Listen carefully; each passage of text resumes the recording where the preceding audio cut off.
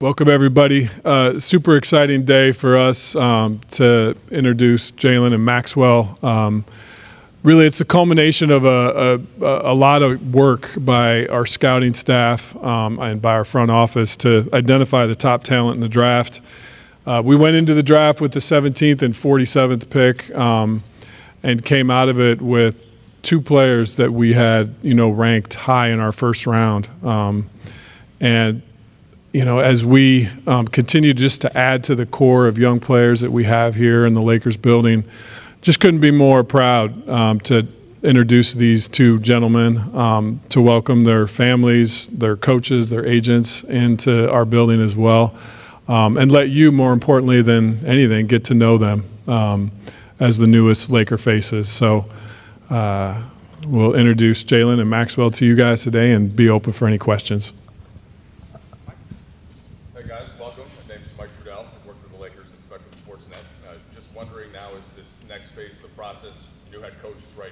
What have been those initial conversations, or maybe if brief, just about what you each kind of hope to bring starting your rookie year?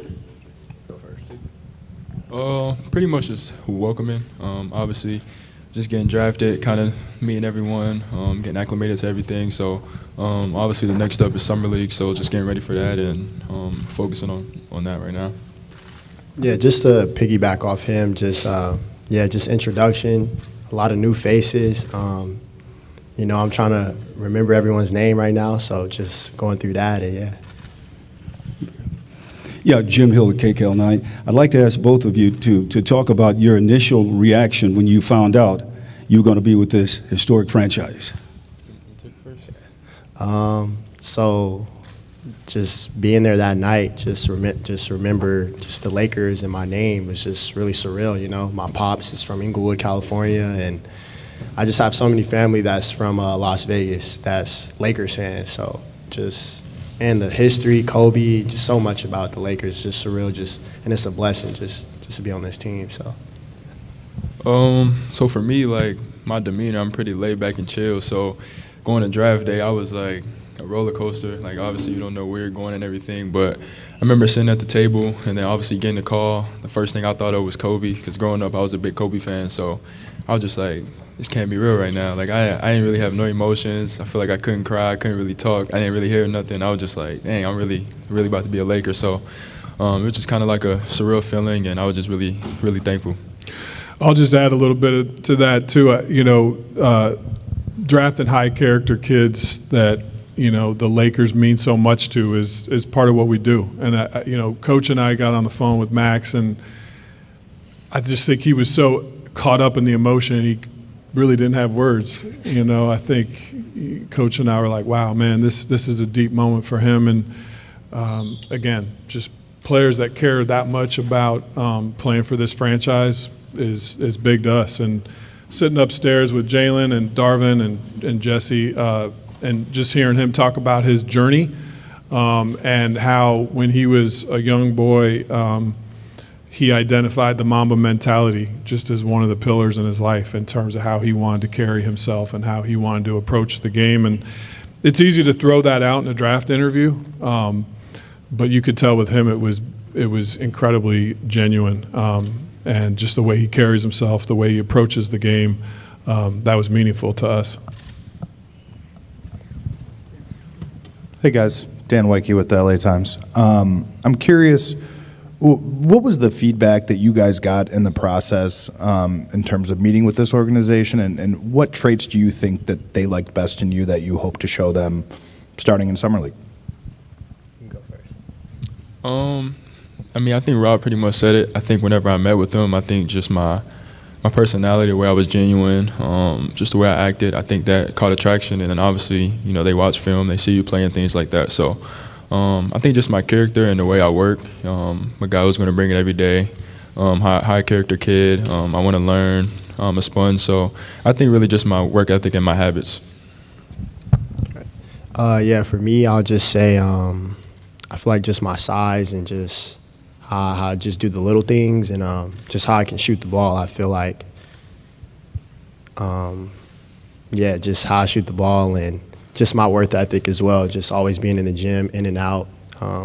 at Pepperdine it was a little tough to get in the gym, but I always figured it out, and I was always in the gym, and I feel like they noticed that. Word around town, they knew that I was in the gym, hearing it from sources at Pepperdine, and yeah.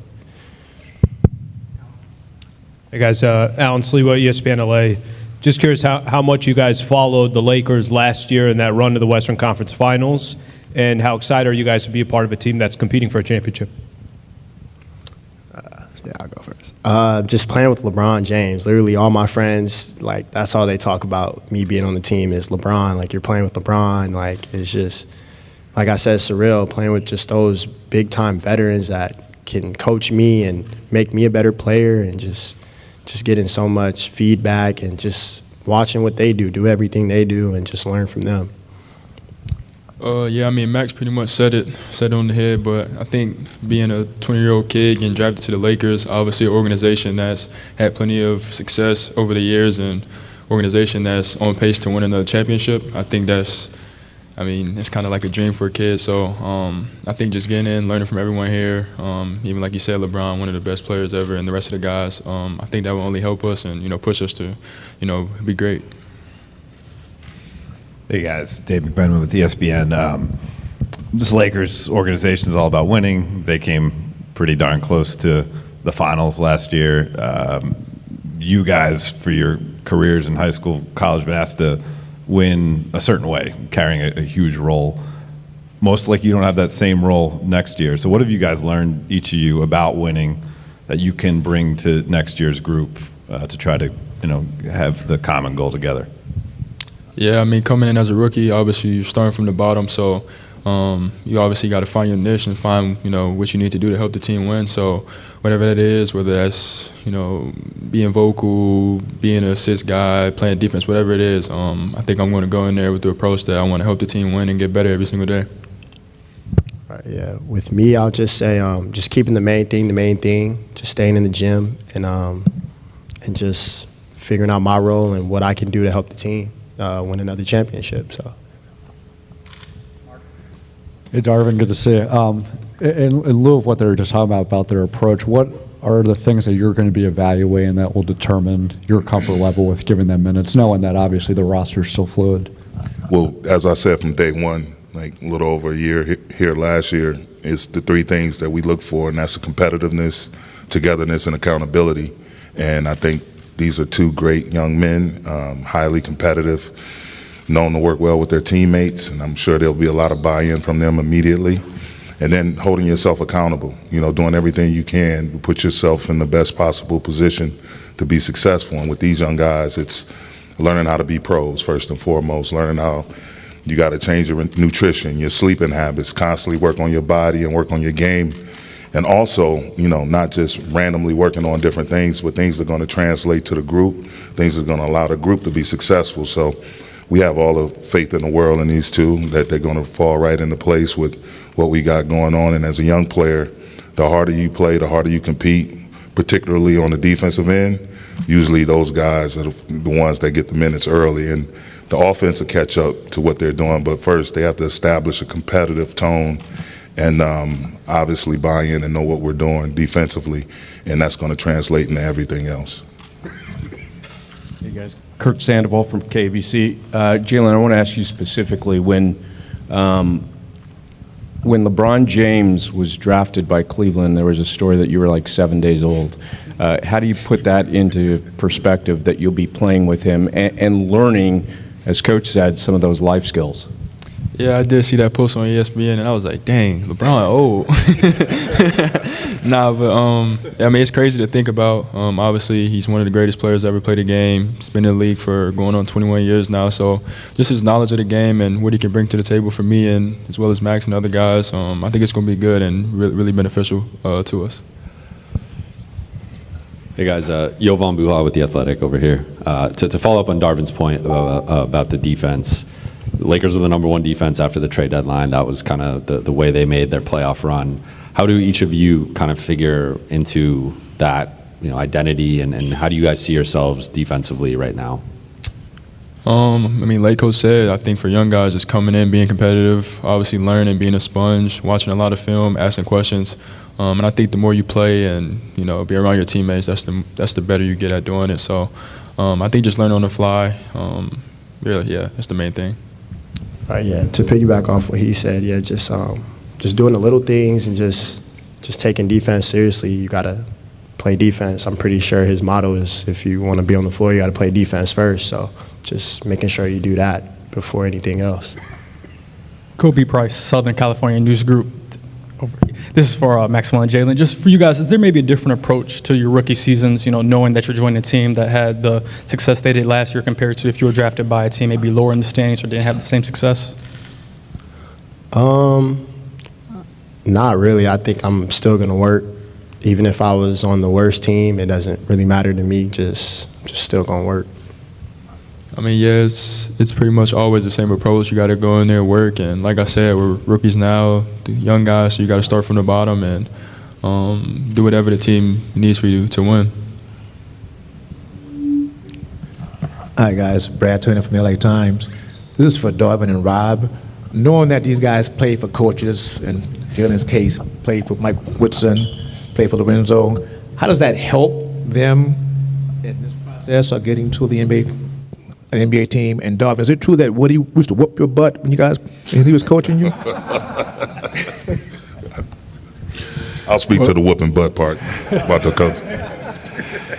You know, we Lorenzo Romar. I remember when I played at Michigan, he was on a traveling team and gave us 40. So much respect for his game and his story. But I think one of the things we do throughout the scouting process is we also have intel and talk to head coaches at colleges. And when you talk about Lorenzo Romar or Mike Woodson, just guys that carry such respect for the way they played. Obviously, Woody's coached in the NBA and now at Indiana University. So a big part of our evaluation. And I remember we were playing the Nuggets. I was talking to Woody about this before we came out. Playing the Nuggets in Denver, part of the intel calls, and I called him, and he started talking about Jalen and just some of the things he can do that you see in practice every day that maybe you don't see on tape or you don't see if you go to a game. And the gravity of his voice is measurable. So it's great to have these coaches behind these players and part of their development story. Yeah, I'll totally 100% agree with that. Knowing both of those coaches, just their ability to get players focused on, I think Max mentioned earlier, making the main thing, and just the competitive edge, the defensive focus, playing the right way offensively. You can see that when you watch these two guys on film, and I just think just being in that type of environment for both of them, you know, coming in, it makes my job and my coaching staff that job much more easier in terms of things that I know that we can throw on them that'll be a seamless transition and I'll translate immediately to what we're trying to do here with the Lakers. And nobody wanted to mess with Woody, BT. I can call Sheed, Ben, everybody, Chauncey, Tayshaun. Nobody wanted to mess. He was the hit man for Larry Brown back then in Detroit. We had some tough guys on that team, and he would give us great instruction, but you didn't want to mess with Mike, man. You didn't want to mess with Coach Wood, man. But it's great to see him here, and it's beautiful how things come full circle. And now I'm about to coach a player that had the honor of playing for him, and I've played for him, so I already know what's instilled in Jalen, and I already know what's instilled in Max, and we're just going to keep the process going and allow them to build and become, you know, high-level professionals. Hey, guys, over here to your right, Kyle Kraska with Fox LA. Welcome. You both made it a point to mention Kobe Bryant and how on draft night you thought about him. Could you each share perhaps something as when you were growing up, your relationship you had with Kobe, meaning how he maybe inspired you? Well, first off, my dad put a Laker fathead in my room of Kobe. So, like, I always seen that, and I just always been around just Laker. He always took me on the weekends just to go in L.A. about his old stomping grounds and stuff. But just his mentality, just how much he works. I watch his motivation videos in the morning sometimes, just little things like that, just to keep it installed in my head about just how hard he worked. And, yeah. Yeah, like when I was younger, like watching him, I'm watching him from a lens of just seeing how talented he is on the court. Obviously, he's one of the best players to play the game. So as I got older and I started to understand like what he stood for and what like the Mamba mentality was, that's kind of when I really just was like attracted to Kobe as far as his mindset and kind of what he stood for. And those were like habits that I tried to instill into myself.